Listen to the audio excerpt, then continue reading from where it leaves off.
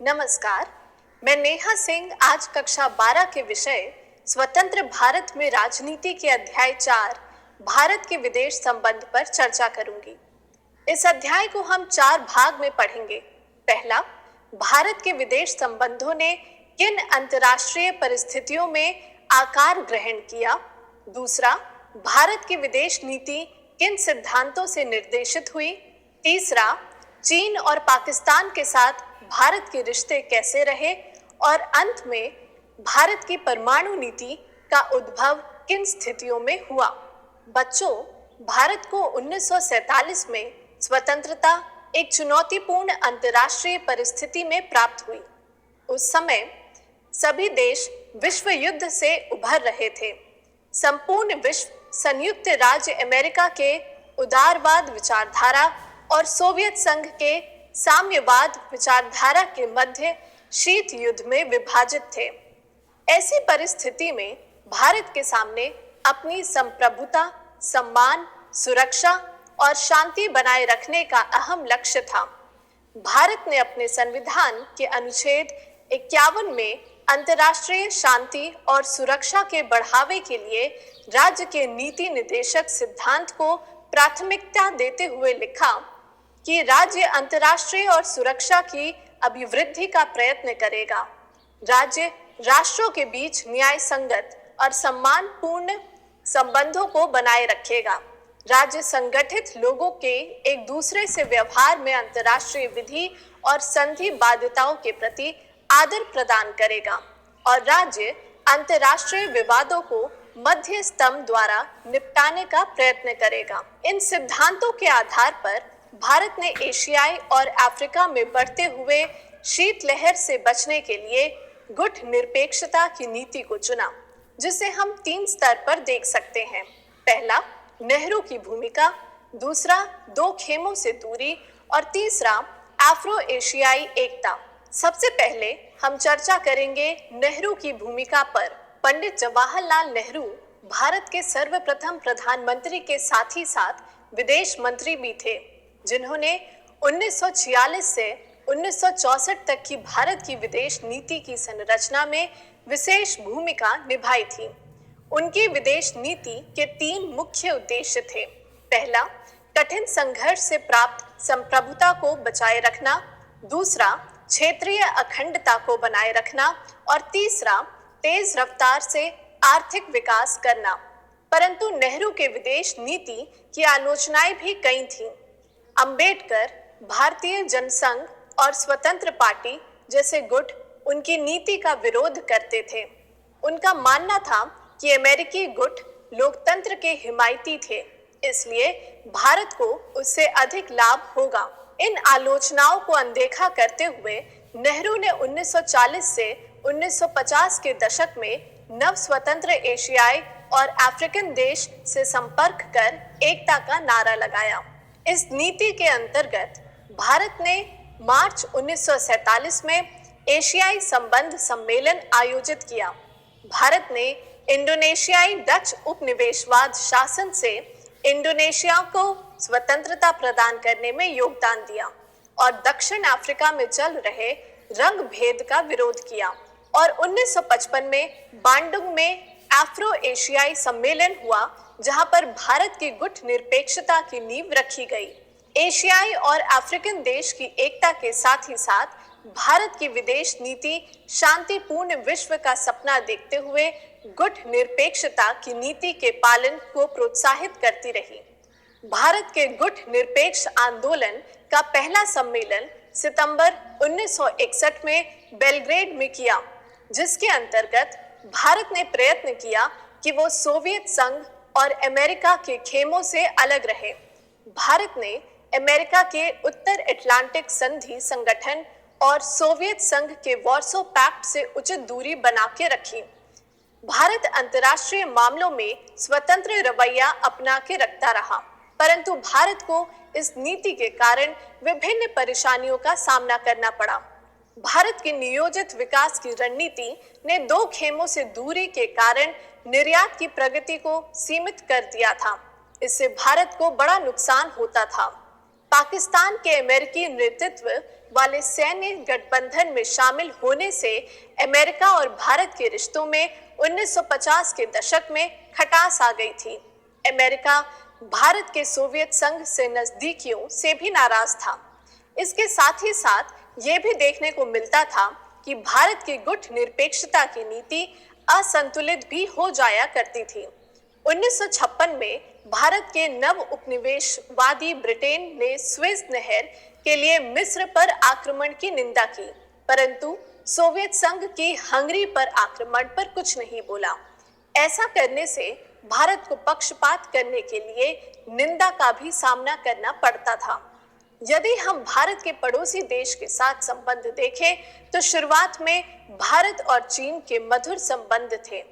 भारत चीन की दोस्ती की शुरुआत 1949 की चीनी क्रांति के साथ हुई, जिसमें भारत चीन की कम्युनिस्ट सरकार को मान्यता देने वाला पहला देश बना।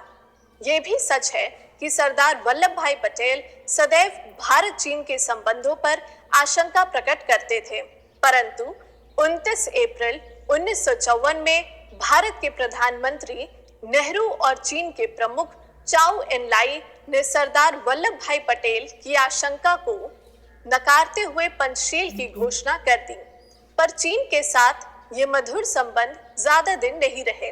धीरे धीरे भारत चीन के संबंधों में खटास आ गई।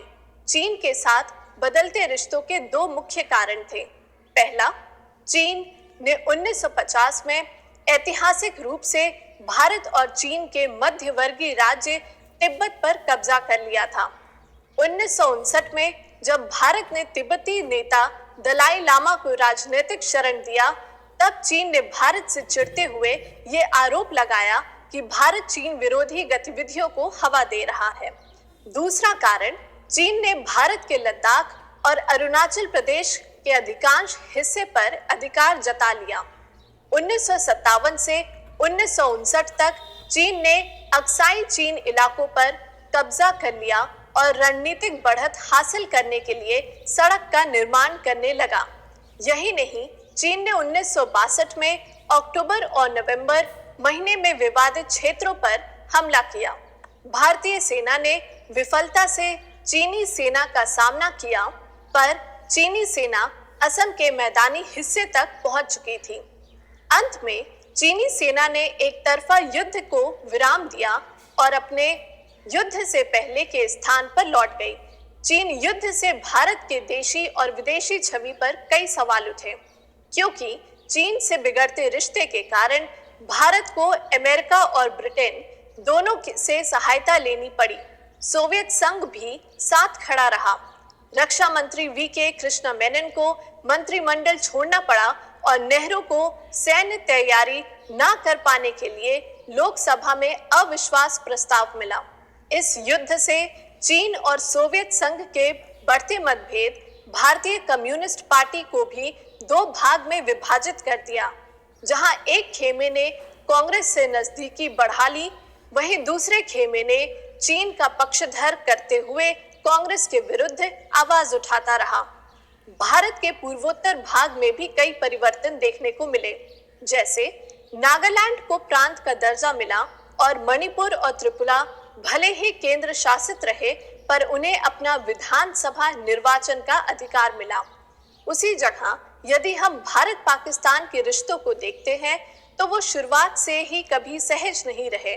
1947 में भारत का पाकिस्तान में विभाजन होते ही कश्मीर मसले को लेकर छाया युद्ध छिड़ गया। हालांकि ये मसला संयुक्त राष्ट्र संघ को दे दिया गया। कश्मीर मुद्दे के बावजूद दोनों देश की सरकारों में सहयोग संबंध रहे थे। बंटवारे के समय अपहृत महिलाओं को उनके परिवार के पास वापस भेज दिया गया। विश्व बैंक की मध्यस्थता के कारण नदी जल के विवाद को भी सुलझाया गया। नेहरू और जनरल आयूब खान ने सिंधु नदी जल संधि पर 1960 में हस्ताक्षर किए, परंतु 1965 में दोनों देश के बीच गंभीर सैन्य युद्ध प्रारंभ हुआ। प्रधानमंत्री लाल बहादुर शास्त्री के नेतृत्व में भारत ने पाकिस्तानी सेना को अधिक क्षति पहुंचाई। पर इससे भारत की अर्थव्यवस्था पर भी बहुत असर हुआ। संयुक्त राष्ट्र संघ के हस्तक्षेप से युद्ध का अंत 1966 में प्रधानमंत्री लाल बहादुर शास्त्री और जनरल आयूब खान में ताशकंद समझौते से हुआ। 1970 में पाकिस्तान में अंदरूनी संकट छाया। जुल्फिकार अली भुट्टो पश्चिमी पाकिस्तान में विजयी रहे और मुजीबुर रहमान पूर्वी पाकिस्तान में। पूर्वी पाकिस्तान के बंगाली जनता ने दोयम दर्जे के कारण आवामी लीग एक परिसंघ बनाने की मांग की। 1971 में पाकिस्तानी सेना ने शेख मुजीब को गिरफ्तार कर लिया और पूर्वी पाकिस्तान के लोगों पर जुल्म ढाने लगे, जिसके जवाब में पाकिस्तान के लोगों ने भारत के नजदीकी इलाकों में शरण लेते हुए मुक्ति छेड़ दिया। भारत ने बांग्लादेश के मुक्ति संग्राम में नैतिक समर्थन और आर्थिक सहायता की। फलस्वरूप पाकिस्तान ने चीन और अमेरिका से मदद ली, जिसको देखते हुए भारत ने सोवियत संघ के साथ 1971 में 20 वर्षीय संधि पर दस्तखत कर दिए। अंततः महीनों राजनीतिक तनाव और सैन्य तैनाती के बाद 1971 में भारत ने बांग्लादेश को स्वतंत्र राष्ट्र के जैसे स्थापित किया। 1972 में इंदिरा गांधी ने जुल्फिकार अली भुट्टो को शिमला समझौते के बाद अमन के लिए बधाई दी। इस जीत से संपूर्ण विश्व को भारत के सैन्य पराक्रम को देखने का अवसर मिला। इंदिरा गांधी ने 69 में अगला लोकसभा चुनाव भी जीता। भारत ने अपने सीमित संसाधनों के साथ नियोजित विकास पंचवर्षीय योजना में रक्षा व्यय को जोड़ दिया। युद्ध के बाद भारत का रक्षा व्यय बहुत बढ़ गया था। 1962 में रक्षा उत्पाद विभाग और 1965 में रक्षा आपूर्ति विभाग की स्थापना हुई। आखिरी में यदि हम भारत की परमाणु नीति पर ध्यान दें, भारत सदैव ही शांतिपूर्वक देश रहा है। भारत ने सदैव महाशक्तियों पर व्यापक परमाणु निशस्त्रता पर जोर दिया है। इसी कारणवश वो अणु शक्ति संपन्न बिरादरी की आलोचना करता रहा और परमाणु अप्रसार संधि से उचित दूरी बनाकर रखी। नेहरू अणु ऊर्जा बनाना चाहते थे, जिससे वो शांतिपूर्ण विकास में उपयोग कर सके। इसकी शुरुआत उन्होंने 1940 के दशक में होमी जहांगीर भाभा के निर्देशन में कर दी थी। 1974 में जब भारत ने पहला परमाणु प्रशिक्षण किया, तब उसे शांतिपूर्वक कार्य के लिए ही उपयोग करने का संकल्प लिया। यह समय भी घरेलू राजनीति के हिसाब से कठिन था। 1973 के अरब इजरायली युद्ध से विश्व में तेल के दाम बढ़ गए। इससे भारत की अर्थव्यवस्था डगमगा गई थी। भारत की मुद्रास्फीति बढ़ गई। इसी समय रेल हड़ताल भी देश में हुई। परंतु इन कठिनाइयों और आलोचनाओं के बाद भी भारत के विभिन्न राजनीतिक दलों ने राष्ट्रीय अखंडता, संप्रभुता और सुरक्षा के लिए व्यापक सहमति बनाई रखी। हम आगे भी देख सकते हैं कि भारत ने परमाणु अप्रसार को ध्यान में रखते हुए कई संधि, जैसे 1995 में व्यापक परमाणु परीक्षण प्रतिबंध संधि पर हस्ताक्षर करने से मना कर दिया। 1998 में जब भारत ने अन्य परमाणु परीक्षण किए, तब पाकिस्तान ने भी भारत को बराबर की टक्कर दी, जिससे अन्य देश बहुत नाराज हुए और भारत पाकिस्तान पर प्रतिबंध लगा दिए। पर भारत ने सैद्धांतिक तौर पर माना कि वो अपनी रक्षा के लिए परमाणु हथियार रखेगा और उसका कभी भी पहले इस्तेमाल नहीं करेगा। 1977 और उसके बाद का समय भारत की देश व विदेश नीति के लिए महत्वपूर्ण रहा। भारत में कई गैर सरकारी सरकारें बनी।